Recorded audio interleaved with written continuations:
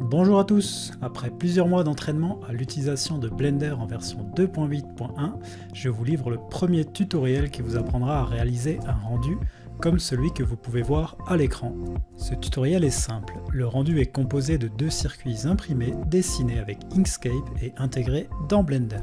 En regardant ce tutoriel, vous utiliserez donc deux logiciels, Blender pour la 3D et le rendu, et Inkscape pour dessiner les textures. Mais ne vous y trompez pas, même si en apparence le sujet est simple, je vais aborder plusieurs aspects comme la transparence, les nodes et un début de notion de compositing. Ce sera ensuite à vous de jouer pour mettre en pratique vos nouvelles connaissances. Pour commencer, nous allons démarrer Blender et modifier quelques paramètres. Pour ceux qui ont un ordinateur peu puissant ou qui sont impatients, après avoir sélectionné la caméra, vous pouvez réduire la dimension du rendu en pourcentage de la taille en X et Y indiqués. 50% équivaut à un rendu 4 fois moins long. Pour commencer, je laisse le moteur de rendu par défaut Eevee. À mon sens, le paramètre à modifier, quel que soit le moteur de rendu utilisé, se trouve dans Color Management où il faut passer le paramètre View Transform de Filmic à standard. Voilà un aperçu de ma scène finale en standard et en Filmic. Dans ce projet, il n'y a pas de grande différence, mais sachez qu'en général, en Filmic, les couleurs sont beaucoup plus ternes. On va encore ajouter les deux plans, donc Shift A, Mesh, Plane, et G suivi de Z pour déplacer le second plan sur l'axe Z. Puis on va lancer le logiciel Inkscape dans lequel on va dessiner nos deux circuits imprimés. Nous voilà dans le logiciel Inkscape où je vais commencer par coller des images de référence qui vont m'inspirer dans la réalisation de mes dessins. Que ce soit pour les dimensions, les couleurs, l'ambiance, tout ce qu'il me faut pour démarrer. Et ensuite suivre ma propre route et essayer de faire au moins aussi bien. Comme vous le voyez, pour démarrer, je vais reproduire les formes de base qui composeront mon image comme les connecteurs. Ce sont de simples cercles troués ou remplis, dont je fais 3 ou 4 exemplaires de taille et de contours différents. Maintenant, pour avoir une base sur laquelle commencer, je me sers de l'outil pulvériser les objets en les sculptant ou en les peignant. N'oubliez pas de réduire la quantité d'objets qui seront pulvérisés dans les options situées dans la barre de menu de l'outil au-dessus. Ensuite, en restant appuyé sur ma souris, je brosse l'espace de travail de haut en bas et de droite à gauche jusqu'à avoir assez de connecteurs pour commencer. Je supprime ceux qui se chevauchent, c'est aléatoire et je n'aurais pas mieux fait en réfléchissant. C'est un conseil pour aller plus vite, droit au but, reposez-vous sur les outils quand c'est possible. Je repasse un dernier coup avec un connecteur plus petit.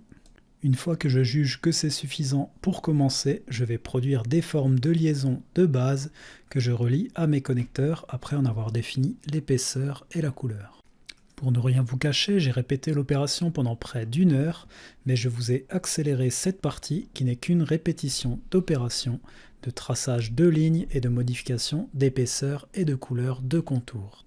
Et voilà, c'est terminé pour le circuit bleu. On passe donc au circuit rouge qui doit être plus dense que le circuit bleu puisqu'il va se situer en dessous de celui-ci. Comme j'ai passé plus d'1 heure sur le premier circuit, je sais maintenant comment gagner un peu de temps et je vais vous partager cette petite astuce tout de suite.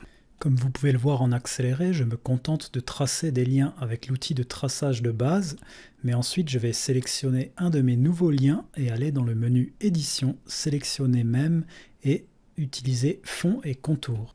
Ça a pour effet de sélectionner uniquement les liens que je viens d'ajouter et j'ai simplement besoin de changer la couleur et l'épaisseur du contour une seule fois pour les changer tous. Voilà, je n'ai plus qu'à répéter l'opération encore quelques fois jusqu'à obtenir un résultat qui me plaît. J'ajoute des connecteurs si besoin et des liens entre certains en essayant de garder une certaine logique. Une fois que c'est fait, je vais enregistrer mon circuit bleu et mon circuit rouge en prenant soin d'avoir une grande définition pour ne pas voir apparaître de pixelisation au rendu dans Blender. Si vous avez un ordinateur peu puissant, n'hésitez pas à réduire la taille de vos textures pour gagner en temps de rendu et en utilisation de mémoire RAM. Retour dans Blender avec nos deux plans sur lesquels on va devoir appliquer nos textures. Pour appliquer une texture, rendez-vous dans Material Properties et cliquez sur le petit plus pour créer une nouvelle texture. Ensuite, en haut de l'écran, rendez-vous dans l'onglet Shading où l'on va utiliser les nodes ou nœuds en français, des petites patates qu'on relie avec des liens. La méthode la plus simple pour trouver et ajouter des patates, c'est le raccourci Maj plus A et cliquer sur Search pour taper le nom du nœud qu'il vous faut. Pour ajouter une image, il nous faut un nœud qui s'appelle Image Texture.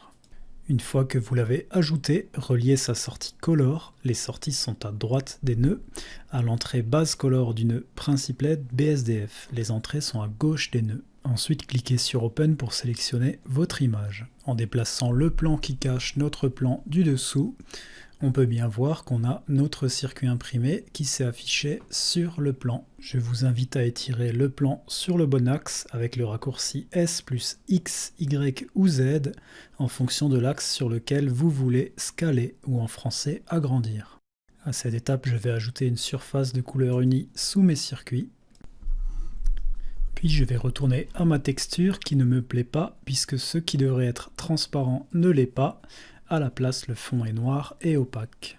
Dans Eevee, la gestion de la transparence n'est pas activée par défaut pour les matériaux. Et vous devez apprendre à vous servir du Blend Mode et Shadow Mode dans les settings de la texture. Sans ça, pas de canal alpha, donc pas de transparence, ce qui n'est pas le cas avec Cycle.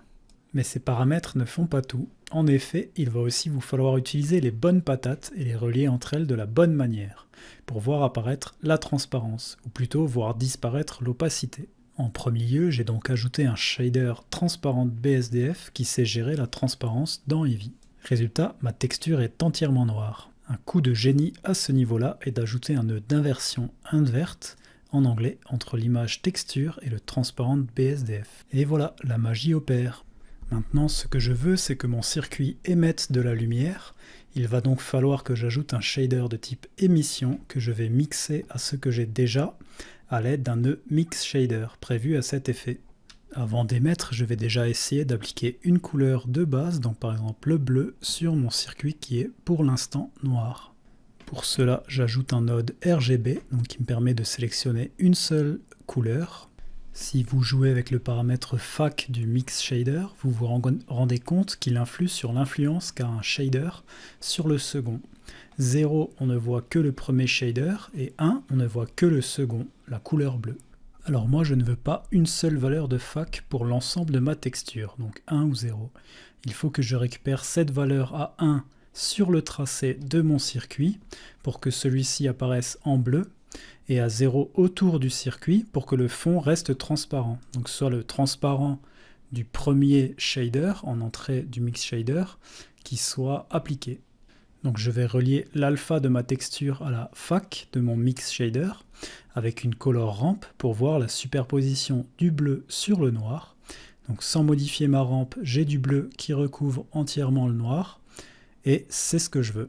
Je vous passe quelques expériences, mais j'arrive au même résultat avec cette disposition de node qui est à mon sens bien plus propre. Je n'ai plus qu'à ajouter mon shader émission entre le RGB et le Mix Shader pour faire émettre un peu de lumière à mon circuit. Plus on va augmenter la force strength en anglais de ce shader et plus la lumière émise va être forte.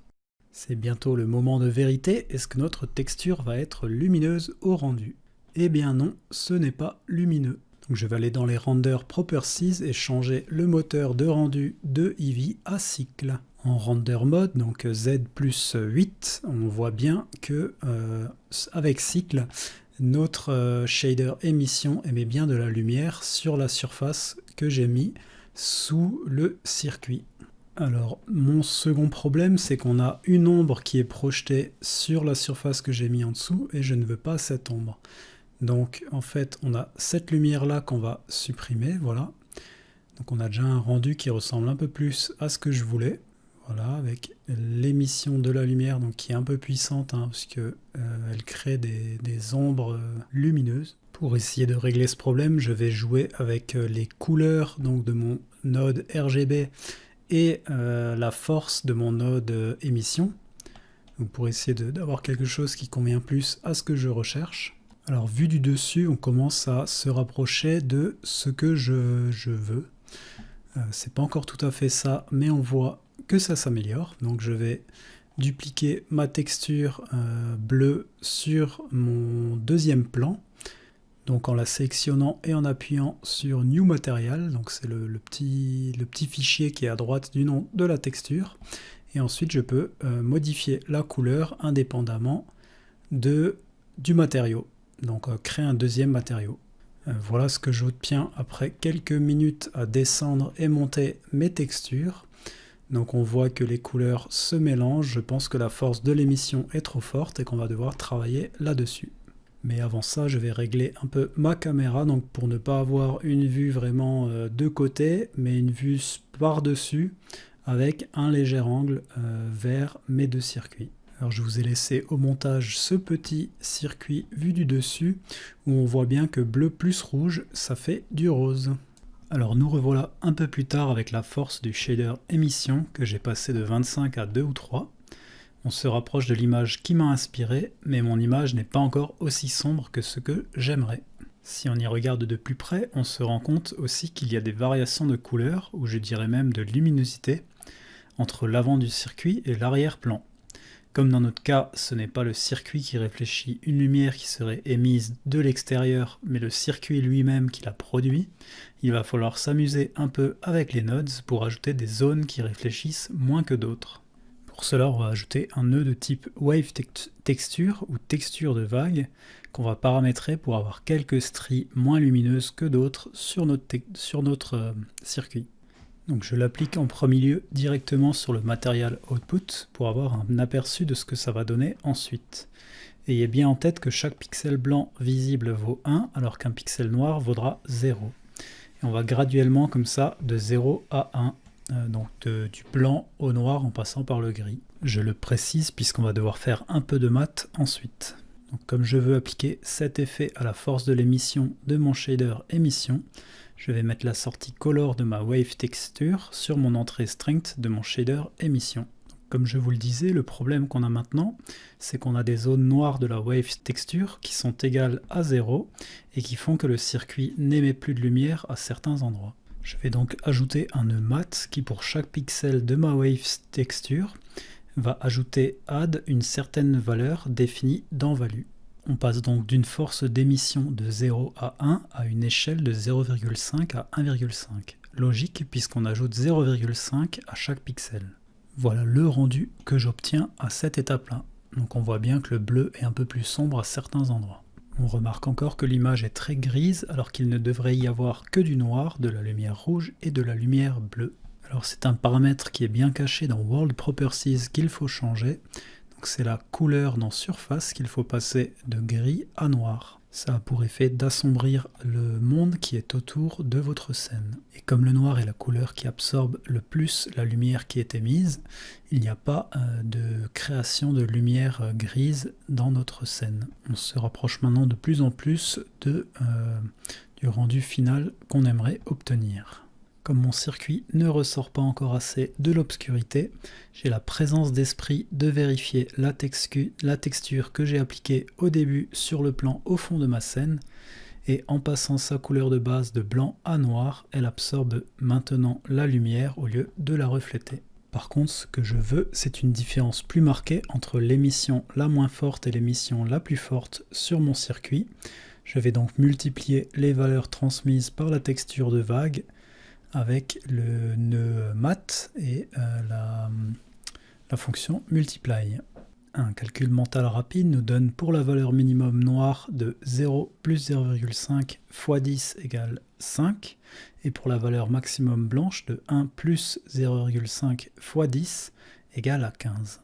Appliqué à nos deux textures de circuit, voilà ce que ça donne. Je me rapproche de plus en plus du rendu que j'aimerais avoir. Comme à cette étape, il ne me reste plus que quelques détails à régler. Je commence enfin à prendre soin de mon placement des circuits. Donc je vais les agrandir, les multiplier, les coller et vérifier que mon placement se fasse bien. Donc j'ai bien mis mes deux circuits l'un sur l'autre et j'essaye de trouver le rendu parfait. Alors après plusieurs rendus, j'ai cet affichage qui me plaît bien, ce rendu. Et je vais aller dans l'onglet Compositing. La première chose à faire dans cet onglet est d'activer la petite coche en haut à gauche Use Nodes Et donc vous voyez des nodes apparaître qui vont vous permettre, avec l'ajout de viewer par exemple, de voir en fond votre image comme elle est rendue, et avec l'ajout du node GLARE, G-L-A-R-E, donc éblouissement en français, d'éblouir l'image qui est rendue. Donc pour commencer, j'ai essayé l'option Strix en médium avec plusieurs paramètres pour voir ce que ça donnait. Si votre machine le permet, pensez à passer la qualité à High, et donc haute, et vous pouvez essayer aussi les autres modes qui existent, Ghost, Fog, etc., etc. Voilà, comme vous pouvez le deviner, on arrive à la fin de cette vidéo.